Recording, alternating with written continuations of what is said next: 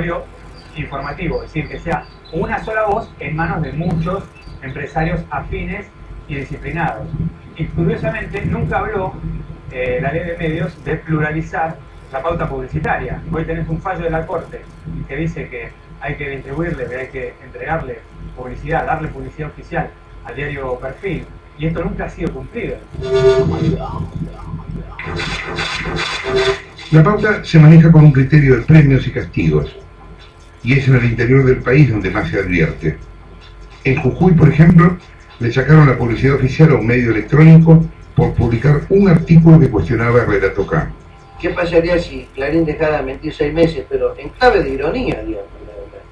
La idea era demostrar que por culpa de Clarín no hay inflación, por culpa de Clarín no es que hay inseguridad y esas cosas, digamos. Bueno, no le cayó bien, digamos, particularmente al jefe de gabinete. Eso fue en julio. En agosto, cuando fuimos a la dirección de prensa a retirar nuestro orden de publicación, nos dijeron, está suspendido. ¿Qué consecuencias te trajo el choque de la final? Y lamentablemente tuvimos que pedirle a 3 personas que trabajan con nosotros, un redactor, un periodista que limpiaba, y no les podíamos seguir pagando, porque nos faltaba ese recurso. Noticias, cultura, música, arte, cine infantil, gratis. En muchas provincias no hay un mercado publicitario que sostenga los medios, y por supuesto empiezan a depender, y cada vez más, de los gobiernos, ¿no? De los gobiernos provinciales o de los gobiernos municipales. FOPEA en esto, que hace un monitoreo de la libertad de expresión en todo el país, viene detectando que en ciudades de menos de 50.000 habitantes el periodismo tiende a desaparecer, ¿no? Tiende a convertirse en propaganda porque los periodistas no tienen una manera de ejercer libremente su oficio y poder vivir de eso, ¿no? Y lo mismo le sucede a los medios, a los periódicos, a las emisoras de radio, ¿no? Que terminan condicionadas por el poder de turno. La elección es o hago periodismo, ¿no? Y desaparezco, o hago propaganda y mantengo esa fuente de trabajo, ¿no? En Tucumán encontramos otro caso de un periodista al que le sacaron la pauta por opinar contra el gobernador Alperovich. Después que Alperovich es reelecto, quiso demoler un edificio histórico, él quería hacer un shopping ahí, bueno, mandó una ley, la legislatura la aprobó y hubo marchas, manifestaciones. Hice un comentario bastante fuerte diciendo, bueno, que la república, la democracia se basa en la división de poderes, que no podía ser que la legislatura vote una cosa un día y a la semana el gobernador le cambie el voto a todos los legisladores a la vez porque se le ocurrió cambiar de opinión. A las 2 o 3 semanas me anunciaron que me retiraban toda la publicidad de la revista que yo venía haciendo desde el año 97, la revista Contexto, que ya tiene 15 años. En ese momento me quitaron de todos los organismos oficiales la publicidad. ¿Alguna vez le explicaron por qué le quitaron la pauta publicitaria a usted? Tanto en la agencia que me enviaba los avisos como comentarios de personas cercanas al gobernador, me dijeron que fue Alperovich el que dijo directamente que le quiten toda la publicidad, y en Tucumán las decisiones de Alperovich no se discuten, se cumplen.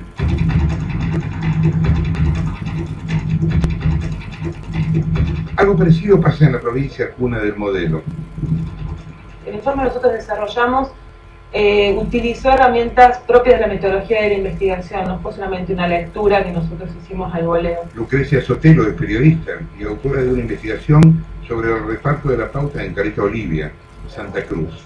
Lucrecia descubrió que el dinero no va a los medios, sino directamente a determinadas personas. Esas personas se distribuían en una productora y en un diario, esos periodistas, que cobraban diversos montos en calidad de actividades no especificadas. Y si te tengo que hablar de mi experiencia personal, es peligroso. Es peligroso sobre todo cuando uno hace periodismo crítico, ¿no es cierto? Adela Gómez también es periodista de Santa Cruz. Hace 2 años incendiaron su auto frente a su casa de Caleta Olivia y asustada se alejó de la profesión. Comprobó obviamente que esto fue exprofeso, que alguien incendió el auto, que lo rociaron con combustible. Te quisieron dejar un mensaje. Bueno, el amedrentamiento, sobre todo ahora en este último tiempo, es una práctica normal. En ese entonces no había susto, pero digamos que era el puntapié inicial y se estaba empezando a gestar en la provincia de Santa Cruz lo que después iba a sobrevenir, creo yo, en todo el país.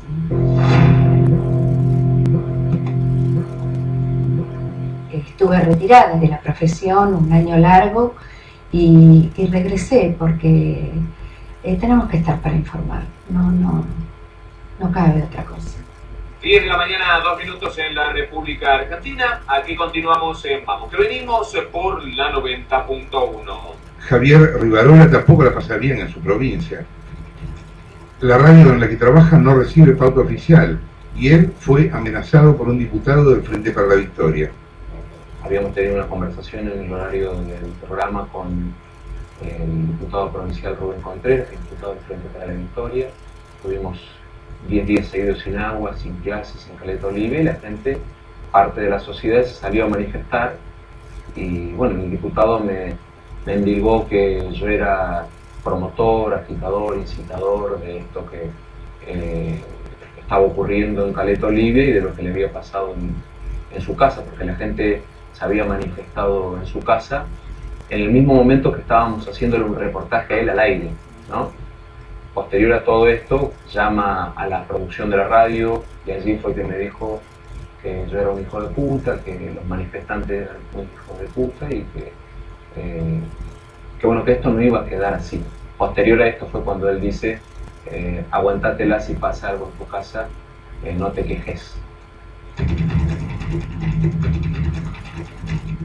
Descalificación del opositor, reparto de la pauta discrecional, acceso restringido a la información. Con estas armas construye su poder el Ministerio del Relato. Otro caso, no se hagan. La policía oficial en Argentina no está regulada, no hay ley que rija a la policía oficial y por esa razón hay un montón de medios que se consideran afectados por las decisiones de la manera en que se reparte. Uno de esos medios es el diario Río Negro que citábamos antes de la familia Ragneri, el diario por la editorial Perfil, y ambos, los dos, fueron a la Corte. Lo increíble es que la Corte falló, dijo al Estado Nacional que tenía que repartir de una manera más equitativa, más correspondiente a criterios de razonabilidad. Eso nunca pasó. A pesar de que la semana pasada... La Corte obligó al gobierno a hacerlo, el gobierno no lo hizo. Exacto, no sucede. El Perfil le dio un poco más de pauta, pero nunca se cumplió con los parámetros que le está pidiendo. Y el otro dato, si se quiere, de cómo funciona la policía oficial, es que una ONG que se llama ADC fue a la Corte porque el PAMI no le da los números de pauta oficial, es decir, el presupuesto que tenía el PAMI en pauta oficial no se lo daba a pesar de que han presentado un decreto de pedido de acceso a la información pública donde tampoco hay ley, o sea, el gobierno tampoco promulga una ley de acceso a la información pública. Y fueron a la Corte y la Corte está obligando al PAMI para que le dé esa información. Digo, ¿a dónde llegamos? Solamente porque no se deciden a hacer lo que deberían hacer, que son dos leyes, la ley de policía oficial y la ley de acceso a la información pública. Bien, hablamos un poco de los recursos que el gobierno usa para armar y para imponer el relato. Estamos hablando de programas como 678, Fútbol para Todos, las videoconferencias de Cristina, los extras de relato. ¿Te acordás que te mostramos en un programa como de golpe gente que aparecía como supuestos espontáneos, que en realidad eran o exfuncionarios o funcionarios actuales, etcétera? Bueno, esa gente que habla en las conferencias como si fuera gente común, pero que en realidad son militantes. No se aplica ningún recurso para tratar de imponer el relato y esto es lo que sigue. Otra vez, el sistema de teleconferencia por videoconferencia por motivo de la inauguración de obras. Hoy hemos aquí reunido para anunciar una serie de créditos de agro alto. La gente. El ministerio tiene sus propios recursos para imponer el relato. Hola General La Madrid, hola Palpalá, hola Olavarría. Por ejemplo, esos personajes que llamamos los extras del relato. Gracias, señora Presidente. Gracias por... Funcionarios o militantes camuflados que son presentados en el show de Cristina como buenos vecinos. Los trabajadores mineros queremos trabajar y en paz, que nos dejen trabajar. Solamente eso pedimos. Y no que 4 o 5 pseudoambientalistas nos corten la ruta. No sos ningún dirigente político, no, sos un trabajador que... Era un dirigente político, a pesar de que decían que no. Era el vicepresidente del PJ de Olavarría. Hay gente contratada por el gobierno trabajando en esas puestas en escena, ¿no? Los festivales, ¿no? Hay una búsqueda de construir una realidad desde la comunicación, a través de los medios, pero también desde la construcción de escenarios públicos donde transcurren actos vinculados al gobierno. ¿Subiste alguna vez algún subte vos? También suele aparecer gente anónima que es usada políticamente. Señora presidenta Luciana, yo voy a la playa y después te venís conmigo en el Tango 01 y vamos a dar una vuelta en subte por acá para que lo veas. Presidenta, disculpe, yo le hago una pregunta. A nosotros nos hace falta otras cosas más. Vas a poder ver a Luciana la suerte que tiene. Más buena que el subte. No, que debe ser buena, soy como una más. No, que debe ser buena. Imagínate aquí, miren, acá no hay una ruta bien a mí no me interesa bastante, prefiero estar luchando para que llegue el tren, no se puede tan fácil, ahora tú. A nosotros nos hace falta otras cosas más buenas que el subte. No, que debe ser buena, soy como una más, siempre me gustó ser una más. Pero lo más escandaloso es el uso que se hace de los recursos propios del Estado. Ya vimos la discrecionalidad con que se distribuye publicidad oficial. Bueno, no es muy distinto del uso que se hace de los medios públicos. Es un uso que se inscribe en una tradición que existe en Argentina de que los medios públicos siempre fueron gubernamentales, siempre. Radio Nacional creada en 1937, el Canal 7 creado en 1951, siempre fueron gubernamentales. 7D. Clarín eligió a dedo a un juez para que los defienda. Ahora, que desde un medio estatal se descalifique como método casi permanente digamos, como línea política central. Hacer obras, dar mantenimiento y garantizarte que viajes tranquilo. ¿Por qué no lo hace? Yo creo que tiene un mayor impacto que la eventual descalificación que realicen o que realizan los medios privados cuando lo hacen. ¿Por qué es esto? Porque el lugar del Estado es un lugar distinto, es un lugar de mucha mayor responsabilidad, sobre todo en la administración de recursos que son públicos. Lo que dice la ley de medios, que lo tengo acá está escrito, ¿no? La ley de medios actual dice, en el punto B, los objetivos de los medios públicos, Canal 7 y todas las radios que están en el Estado, es fomentar el pluralismo político, social, religioso, étnico, fomentar el pluralismo. O sea, está bien que esté 678, me parece divertidísimo, muy interesante que esté, y expresa opiniones que valen la pena ser escuchadas, y sería muy buena compararlas con el programa 876, que diría exactamente las mismas. El 7D, el aparato de propaganda de Clarín y sus mentiras. 7D, Clarín ataca a todo aquel que no sigue su línea.